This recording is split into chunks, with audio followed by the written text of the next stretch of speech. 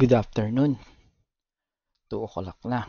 Anyway, um, hinahanapan ko ng way to para 'pag nagti-TI tayo hindi masyadong madaming paikot-ikot. Try niyo 'to kung magustuhan niyo. Anyway, this is how it goes. Una mo nga hanapin is yung resistance, right? And then ang susunod mo ng hahanapin is yung pullback, yung pinakamababang pullback. Puwedeng 'yan, pero ito yung pinakamababa, so 'yan ang kukunin natin. Pinakamababang pullback. And then ang pangatlo mong hahanapin is yung range. Pagkatapos ng pullback, may range 'yan. Pag hindi niya tinamaan tong resistance, yun yung range natin. Kahit saan niyo makita yung range na 'yan. Basta kaduktong 'yan ng pullback. And then ito is support and resistance. Support and resistance. Wala pa tayong support. Yung support mamaya maglalabas yung support. And then, pag magsusukat kayo ng mananansya kayo ng pullback, kung gusto nyo malaman kung saan, dito kayo mag-start sa support and resistance. Sukat lang. Ayan. From 0.25 hanggang 0. Yan. Yan ang bullish natin. Bullish. Okay? And then, sa loob ng pullback saka ng range, pwede kayong gumawa ng consolidation. Ito. Dito yung triangle. Yung consolidation, yun yung triangle. Yung triangle natin. Bali, triangle natin is nag-start sa 0, yan, 7, and then yan. Yan. Yung triangle na yan. Yan yung consolidation. Or, pwede rin kayong gumawa na lang ng ito, 25 sa 782. Yan, consolidation yan. Pag na-break yung 7. Okay? Yan yung mga possible way na pwede nating i-set up. Set up to yung trade natin. Ngayon, explain. So, etong range from pullback, dyan kayo gagawa ng regression until it breaks. Yan yung regression natin. Until ma-break yan. Either up or down. Right? Yan. Usually, pag may tatlo ka na, sama na yan. Pag may tatlo ka, pwede kang nyari ito, 1, 2, 3. Pwede mo tingnan kung saan ang direction mo. Kung pataas ka na pababa. So, dito,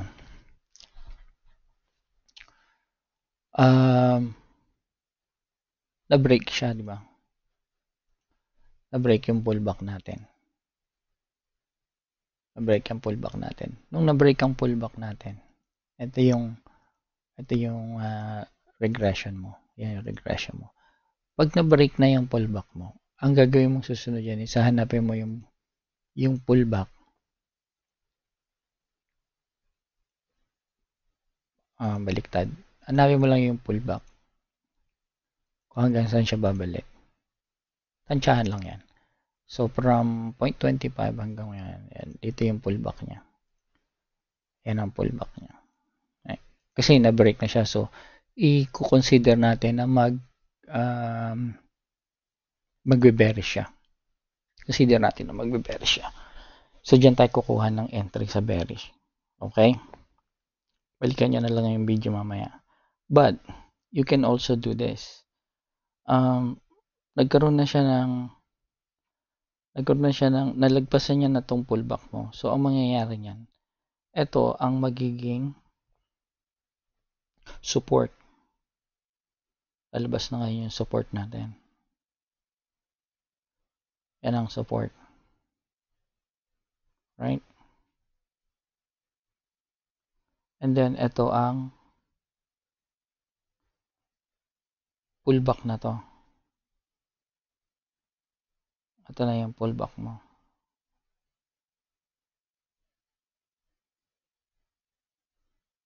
Ito na yung pullback mo. Ito yung range mo. Umabot dun sa support. Yan. So, ngayon, kung i-regression mo to, yan. Hanapan mo lang ng break. Hindi man nabutas yung support eh. Na-break niya naman dito eh. Ito. Yan. Na-break niya dyan. And then na-break niya rin yung pullback mo. Yan. Pwede ka nang gumawa ng regression doon. Pwede ka na dito mag-entry. Maghanap ng entry. Although mag-stop loss ka rin syempre.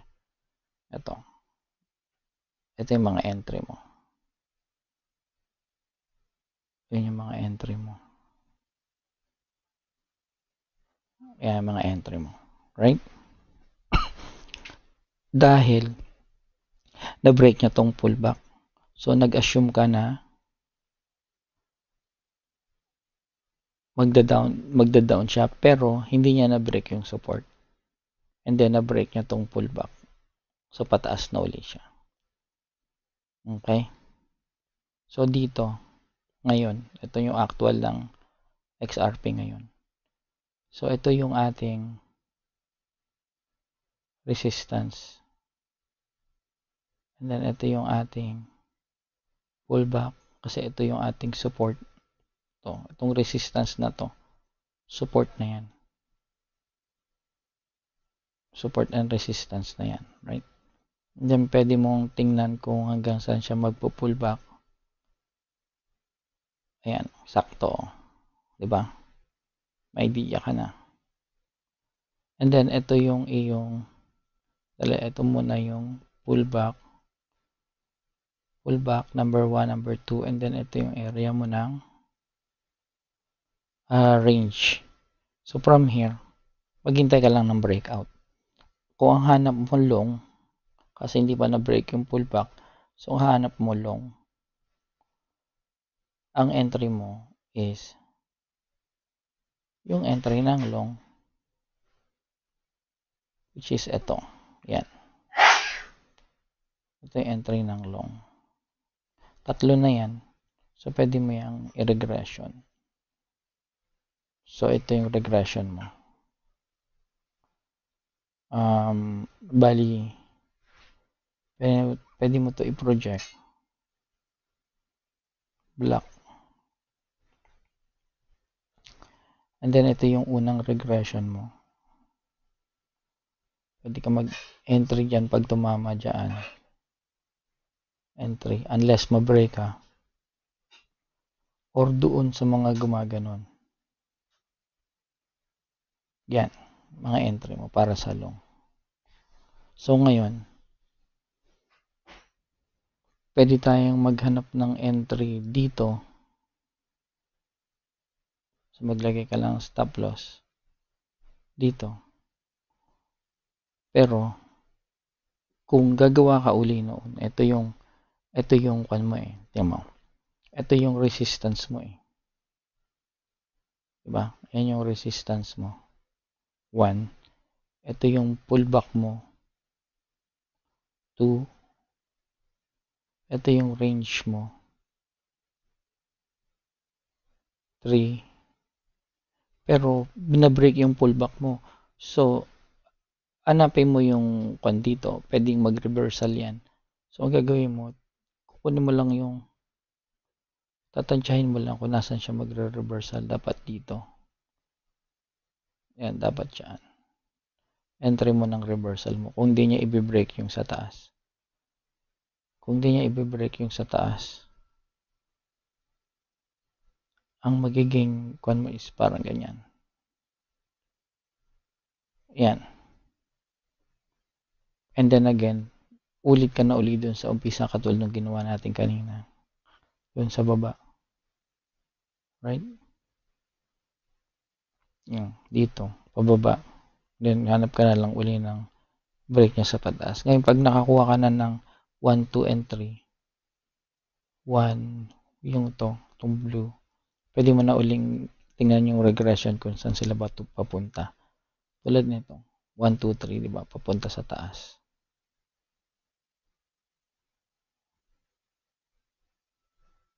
Punta sa taas. Ito. Pwede itong yan. Buy and sell to.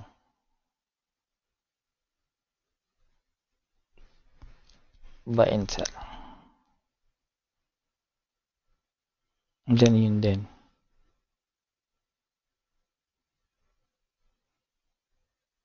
Ito. Hintay mong bumaba. Kasi kailangan malagpasan niya yung dalawang yan bago siya magbalik sa taas. Pero hanggang hindi niya nalalagpasan yan.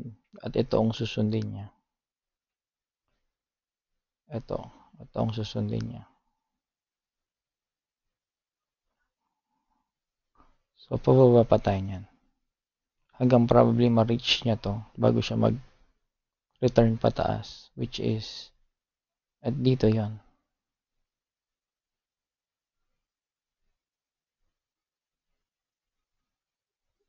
Dapat dito yun. Banda rito. Yan. Banda dyan. And then, ito yung mga entry natin. For long.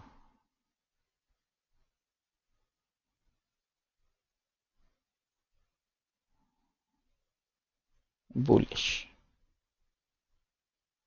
Nasa 15. So, yun yung pinakamabilis na pagte-technical analysis. Sana na-gets. Anyway, mukha namang tataas to eh. Kasi, tinan nyo to oh. Pag ni-regression yun dyan oh. Yan yung main niya oh. Green, thick green. Yan ang main niya. So, yun, pag in-extend natin, malamang pag tinamaan niya to, sa 1 minute, to, see, yung tinamaan niya, oh, tumaas. So, ito, tataas siya, no? Malamang tumaas yan. Hindi na umabot dito. Ito na lang. Dito lang. Ito. Buy and sell. Sa XRP. Pwede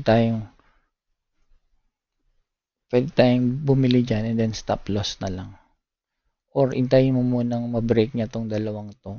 Mag-back up. And then buy again. Kasi ito, may sarili tong ano. May sarili na tong data. Ayun na yung data niya. Hindi na ito. Ito na ang data niya. Blue. Yan ang data niya.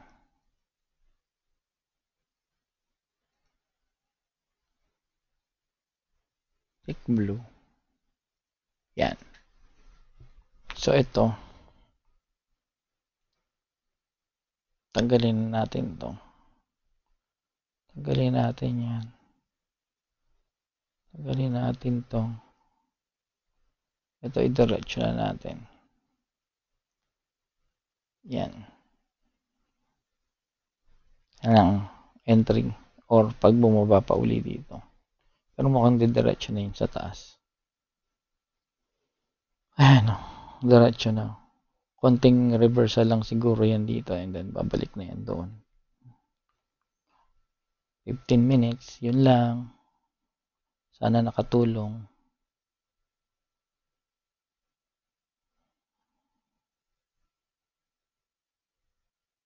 Sana na-gets nyo kung paano ko ginawa. Okay. Bye-bye.